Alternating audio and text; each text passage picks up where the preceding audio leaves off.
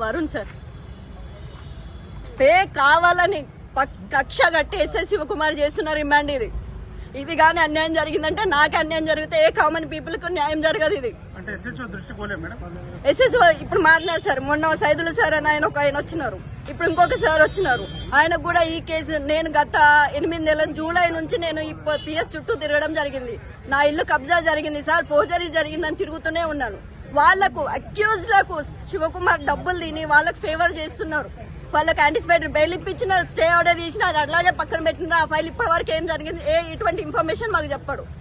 ఆ రోజు జరిగిన గొడవ గురించి కూడా నేను కంప్లైంట్ ఇస్తాను. నాది జస్ట్ పిటిషన్ మాత్రమే చేసినారు, వాళ్ళది మాత్రం ఎఫ్ఐఆర్ చేసినారు.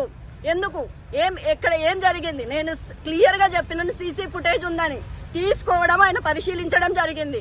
ఇప్పుడు ఆ సీసీ ఫుటేజ్ ఎక్కడ ఉంది? నేను అది అడిగిన తర్వాత కూడా వీడియోలని ఇష్టం వచ్చినట్టు చేసుకోపని మాట్లాడడం జరిగింది ఎస్ఎస్ శివకుమార్ గారు. ఆ రోజు 3rd తారీఖు మా అమ్మగారు వచ్చి పిఎస్కి వచ్చినారు అన్నారు కదా, తీయండి ఆ వీడియో తీయండి. నా దగ్గర కూడా CC4 కెమెరా సీసీ ఫుటేజ్ ఉంది, నేను కూడా తీస్తాను. ఇప్పుడు అన్యాయంగా నేను నా హస్బెండ్ కట్టెలు తీసుకొని కొట్టినామని చెప్పేసి ఫేక్ MLC సర్టిఫికేట్ పెట్టి మమ్మల్ని రిమాండ్ చేయాలని చూస్తున్నారు. ఇది కేవలం ఎస్ఐ శివకుమార్ దౌర్జన్యం, కక్ష, పాత కక్ష. మమ్మల్ని ఇప్పటి వరకు పిలిచి మాట్లాడలేదు సార్. ఆ రోజు ఎఫ్ఐఆర్ కంటెంట్ లో మీ అమ్మగారిని మీరు కొట్టారా, మీ అమ్మగారేనా, మీరు కూతురేనా, మీరు అల్లుడేనా, ఒక్క మాట ఇప్పటివరకు ఎస్ఐ శివకుమార్ నాతో మాట్లాడలేదు. ఏకపక్షంగా లాస్ట్ టైం కేసులో, ఫోర్జరీ కేసులో కూడా ఏకపక్షమే పోయింది. అక్కడ అక్యూజ్డ్ వాడు, ఇక్కడ అక్యూజ్ నేను. ఇక్కడ కూడా మినిమం ఎంక్వైరీ, ప్రిలిమినరీ ఎంక్వైరీ అంటారు సార్, అది కూడా జరగలేదు.